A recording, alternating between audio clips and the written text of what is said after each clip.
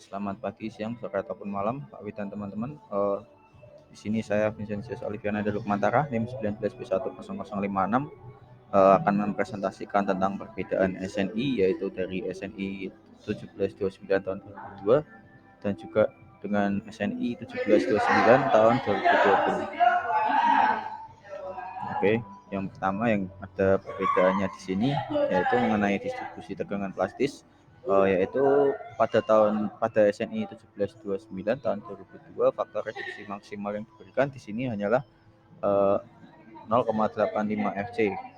Sedangkan pada SNI 1729 tahun 2020 distribusi tegangan plastis yang digunakan untuk balok yang berbentuk kotak itu 0,8 Fc.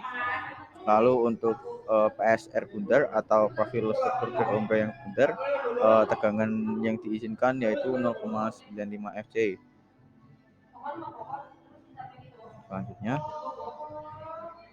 Yang selanjutnya adalah distribusi tegangan elastis.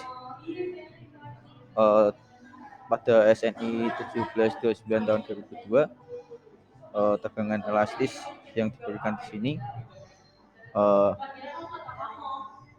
tegangan maksimumnya tidak boleh melebihi Fv, sedangkan Fv yang diberikan sini tidak boleh lebih dari 0,85 Fc. Pada SNI 2020 diambil dari bagian komponen struktur komposit terisi beton mengenai kekuatan lentur, yaitu MB-nya momen leleh sehubungan dengan leleh sayap tarik dan leleh pertama sayap tekan. Kapasitas pada saat leleh pertama harus dihitung dengan asumsi distribusi tegangan elastis linier dengan tekanan beton maksimum dibatasi sampai 0,70 Fc dan tegangan baja maksimumnya dibatasi sampai Fv-nya itu sendiri. Kemudian selanjutnya batasan luasan penampang dan rasio struktur komposit terbungkus beton. Perbedaan pada SNI 1729 tahun 2002 yaitu yang pertama mengenai batasan kriteria untuk kolom komposit bagi komponen struktur tekan, luas penampang profil baja minimal sebesar 4% dari luas penampang komposit totalnya. Sedangkan untuk SNI 1729 tahun 2020 sendiri di sini luas penampang melintang inti baja harus terdiri atas sedikitnya 1% dari penampang melintang komposit totalnya. Lalu yang kedua yaitu selubung beton, penampang komposit yang berintikan baja harus diberi tulangan baja longitudinal dan tulangan pengekang lateral. Tulangan baja longitudinal harus menerus pada lantai struktural portal, kecuali untuk tulangan longitudinal yang hanya berfungsi memberi kekangan pada beton. Jarak antar pengikat lateral di sini tidak boleh melebihi 2/3 dari dimensi terkecil penampang kolom kompositnya. Lalu untuk luas minimum penampang tulangan interkorsal atau tulangan longitudinal tidak boleh kurang dari 0,18 mm persegi untuk setiap milimeter jarak tulangan transversal atau longitudinal itu tersendiri yang terpasang. Lalu tebal bersih selimut beton dari tepi terluar tulangan longitudinal dan transversal minimal sebesar 40 mm. Sedangkan pada SNI 1729 tahun 2020 rasio tulangan minimum yang digunakan di sini sebesar 0,004 digunakan untuk pengembangan longitudinal menerus rasio longitudinal menerusnya. Lalu untuk spasi minimum sengkang pengikat lateralnya tidak boleh melebihi setengah kali dimensi dari kolom terkecilnya. Selanjutnya yaitu perbedaan mengenai batasan mutu beton dan bajanya. Pada SNI 1729 tahun 2002 di sini pada mutu beton yang digunakan itu tidak lebih tinggi daripada 55 MPa dan tidak kurang dari 21 MPa untuk beton normal dan tidak kurang dari 28 MPa untuk beton yang ringan. Sedangkan pada SNI 1729 tahun 2020 mutu beton yang digunakan di sini harus memiliki kuat tekan mutu beton minimal 3 KSI yaitu 21 MPa, lalu maksimal 10 KSI atau 69 MPa, dan untuk beton normal dan minimal 3 KSI untuk 21 MPa, maksimal 6 KSI atau 41 MPa untuk beton yang ringan. Lalu tegangan leleh profil dan tulangan baja yang digunakan untuk perhitungan kekuatan kolom komposit tidak boleh melebihi 380 MPa.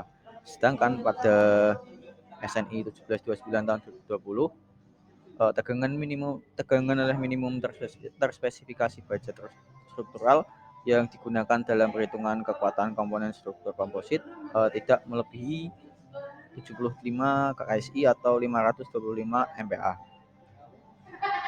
Kemudian selanjutnya yaitu mengenai kuat tekan nominal. Yang kita bahas pertama di sini yaitu mengenai SNI yang 1729 tahun 2020. Kita ambil yang terbaru terdahulu karena pada kekuatan tekan ini memiliki dua kondisi, yaitu apabila dari nilai dari PNO per PE itu lebih kecil atau dari sama dengan 2,25, itu menggunakan rumus yang ini, yang PN sama dengan PO yang itu dikali itu. Kemudian jika nilai dari PNO-nya per PE itu lebih besar dari 2,25, maka menggunakan rumus yang PN sama dengan 0,877 dikali nilai dari PE-nya itu. Lalu yang kedua, kekuatan tekan yang terisi beton di sini terhitung dengan 3 kondisi tersebut. Sedangkan kondisi yang lama itu hanya menggunakan satu ini saja. Pada SNI 1729 tahun 2020 di sini ada 3 kondisi, yaitu yang untuk penampang kompak menggunakan rumus ini. Lalu ada untuk penampang non kompak itu menggunakan rumus yang nomor 2 ini, yang B. Lalu untuk penampang langsing kita gunakan rumus yang ketiga. Sedangkan dari perbedaan SNI 1729 dari 2020 yang terbaru di sini yang 2002 hanya menggunakan faktor ini, yang menggunakan yang 0,85 ini saja, lalu menggunakan rumus yang NN sama dengan AS kali FCR-nya ini tadi, dan dilanjutkan dengan rumus yang ada di sini ini tadi. Yang selanjutnya kita bahas adalah mengenai kuat tarik minimal. Di sini terdapat penambahan ketetapan pada SNI 2020. Di sini pada SNI 1729 tahun 2002 belum terdapat kuat tarik minimal yang ada seperti di tahun 2020, yang mana dikatakan di sini kekuatan tarik tersedia komponen struktur komposit ini terisi beton yang dibebani secara aksial harus ditentukan untuk keadaan batas leleh sebagai berikut. Di sini terdapat rumus dengan diketahui seperti yang ada di PowerPoint tersebut ini. Kemudian yang selanjutnya kita bahas perbedaannya yaitu kuat lentur positif. Pada SNI 1729 tahun 2002, kekuatan balok komposit dengan bentuk menggeser, yaitu kekuatan lentur positifnya ditentukan sebagai berikut. Untuk H per TW yang kurang dari hasilnya 1680 per F per akar F YF itu dengan ketetapan 0,85 dan dihitung berdasarkan distribusi tegangan plastis pada penampang komposit. Lalu jika nilai hasil dari H per TW lebih besar dari 1680 per akar FYF itu menggunakan yang ketetapan 0,90 dan M ditentukan berdasarkan superposisi tegangan-tegangan elastisitas yang memperhitungkan pengaruh tumpuan sementara atau perancah. Lalu sedangkan di sini yang menggunakan SNI 1729 tahun 2020, kekuatan lentur positif nilainya ketetapan diizinkan mendapatkan rumus MN per ini harus ditentukan untuk keadaan batas leleh sebagai berikut. Jika H per TW-nya itu lebih kecil dari sama dengan atau itu 3,76 akar E per FY, maka MN di sini harus ditentukan dari distribusi tegangan plastis pada penampang komposit untuk keadaan batas leleh. Lalu jika H per TW-nya lebih besar dari 3,76 dikali akar E per FY, maka MN di sini harus ditentukan dari superposisi tegangan elastis dengan memperhitungkan efek penopang keadaan batas leleh atau momen lelehnya. Yang selanjutnya kita akan bahas adalah mengenai kuat lentur yang negatif. Pada SNI 1729 tahun 2002, sebagai alternatif kuat lentur rencana ini dapat dihitung dengan mengambil nilainya 0,85 dan MN yang besarnya ditentukan berdasarkan distribusi tegangan plastis dapat pada penambang komposit selama hal-hal berikut ini terpenuhi, yaitu yang pertama, balok baja mempunyai penambang kompak yang diberi pengaku yang memadai. Lalu sebagaimana didefinisikan pada butir ke-8. Lalu yang kedua, plat beton dan balok baja di daerah momen negatif harus disatukan dengan penghubung geser. Lalu hal yang perlu dipenuhi yang ketiga yaitu tulangan plat yang sejajar dengan balok baja di sepanjang daerah lebar efektif plat beton harus diangker dengan baik. Lalu jika menggunakan SNI yang 1729 tahun 2020, kekuatan lentur negatif tersedia harus ditentukan untuk menampang baja saja sesuai dengan persyaratan yang ada di bab F.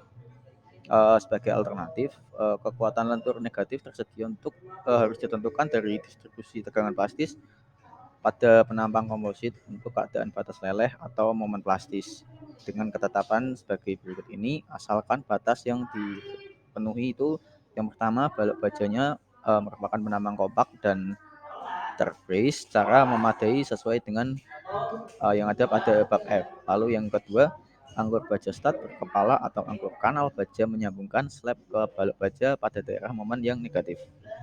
Lalu yang ketiga, tulangan slab yang paralel pada balok baja disalurkan di lebar efektif slabnya itu tersendiri. Mungkin sekian presentasi dari saya. Jika terdapat kekurangan, saya mohon maaf. Terima kasih.